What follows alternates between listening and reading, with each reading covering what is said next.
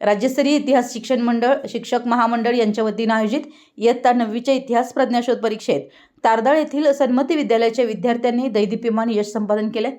या परीक्षेत शाळेच्या सर्व 61 विद्यार्थ्यांनी यशस्वीरित्या उत्तीर्ण होत 100% निकालाची परंपरा कायम राखली आहे।